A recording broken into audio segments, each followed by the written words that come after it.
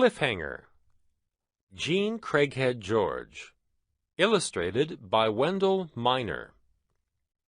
Genre. Realistic fiction tells about events that could really happen. To enhance your comprehension, think about your own desired outcome for reading this story and establish your purpose for reading it. Question of the week. What does it take to be a hero? Axel washed his tin cup at the hand pump outside the Teton Mountains climbing school hut and looked up. A storm cloud darkened Death Canyon. Lightning flashed. Axel was glad he wasn't rock climbing now. "Axel!" Two mountain climbers ran down the trail. "Your dog followed us up the mountain," one of the women said. "We had to leave him at the top of Cathedral Wall." "You left Grits?" Axel was upset. "The storm's bad," she said, looking over her shoulder. "We had to get out of there." Axel's father, Doug, the leader of the school, heard the news. He closed the registration book and stepped outside. Lightning exploded. Doug counted slowly. 38, 39, 40. "A mile for every 5 counts," Doug said. "The storm's 8 miles away. We've got enough time to get Grits." Doug put on his belt, which jangled with climbing nuts and carabiners, and shouldered his rope and backpack. Axel looked at his dad. "Thanks," he said, and put on his own mountain climbing gear.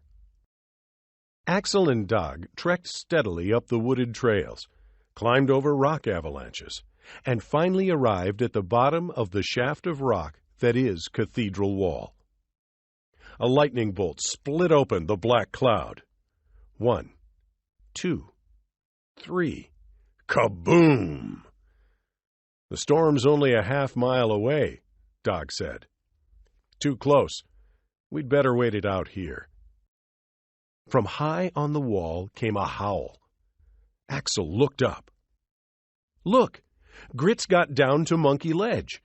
If he tries to come on down, he'll fall. Let's go." "No," said Doug. "We can't make the climb. It's too difficult. We'll go back to the trail split and up the ridge." "That'll take too long," Axel said. "I can do it." He tied the rope to his belt and placed his foot in a crack. He reached up. Doug had no choice. His son was climbing. He picked up the top coil of Axel's rope and took a deep breath. "Think out your moves," he said, wrapping the rope around his waist and bracing his foot against a rock. "On belay," he called out. "Climbing," Axel answered. Axel climbed slowly, from crack to ledge to crack, moving like a ballet dancer. His father let out rope as he climbed. When Axel was 15 feet up, he jammed a climber's nut securely into a crack. He clipped a carabiner into the nut and his rope in the carabiner. He relaxed. If he fell now, the nut, the carabiner, and his dad would stop him from plunging to his death. He climbed on. Axel looked up. Grits was crouched on the ledge, about to jump to him. "Stay!" Axel yelled. Splats of rain hit the wall. Axel climbed very carefully. Using the tips of his fingers and the edges of his climbing shoes, he pulled himself upward until his hand found the rim of Monkey Ledge. The next move was dangerous. Climbers had fallen here. Thinking clearly, Axel placed both hands firmly on the ledge and concentrated. Slowly he pressed on them. His body rose. When his arms were straight, he placed his right foot beside his right hand, then his left foot beside his left hand. Bent like a hairpin, he found his balance and stood up. Grits wagged his tail, but did not move. He was scared. Lightning buzzed across the sky. 1. Kaboom! Grits shivered. A quarter mile away, Axel put a nut and a carabiner in the wall and roped himself to them. He sat down beside Grits and breathed a sigh of relief. Grits was safe. Axel picked up his little dog and hugged him. The cloud opened and rain poured down. Grits whimpered. "It's all right," Axel whispered into his fur. "It's all right." The sky flashed. Kaboom! "No count," said Axel. "It's here, Grits. We're right in the center of the storm." Crackling electricity lifted the hair straight up on Axel's head and arms. The air hummed. Sparks snapped from his ears to the rocks. He hugged Grits closer. Flash! 7, 8, 9, 10. Kaboom! 2 miles, said Axel. The storm's going away. Axel took a dog harness from his pocket and slipped it over Grits' head and shoulders. The rain stopped. The sun came out. Axel picked up Grits and eased him over the edge of the ledge. Grits clawed the air.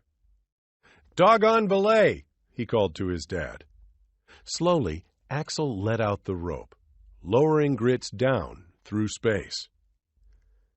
"Got him!" Dog finally shouted, and looked up. "Axel!" he shouted.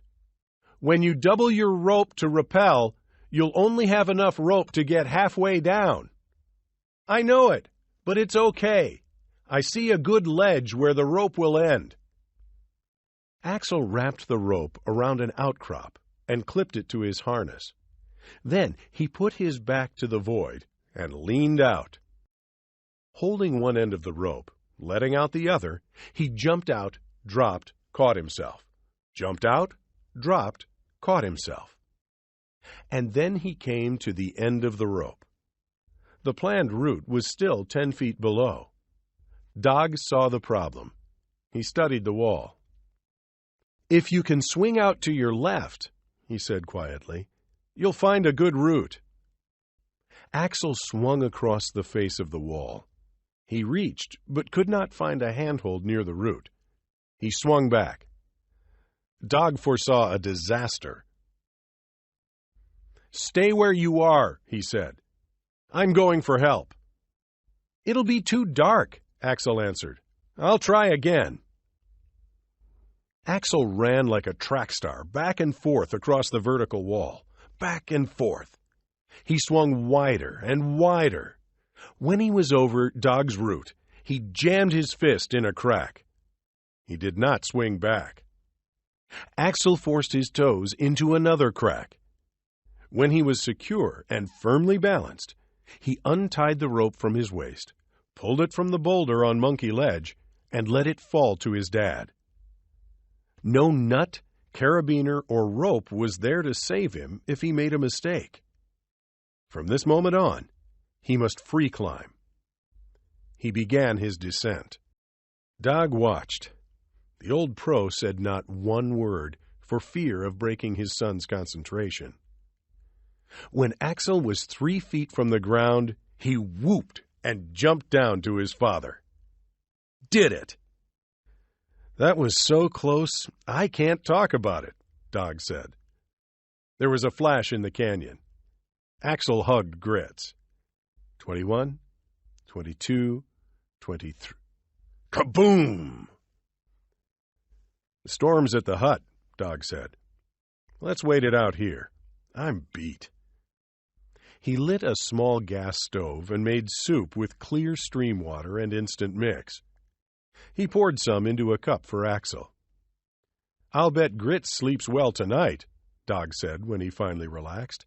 He was one scared dog. "I don't know about Grits," Axel answered, "but I was sure scared. I thought I'd lost my friend forever."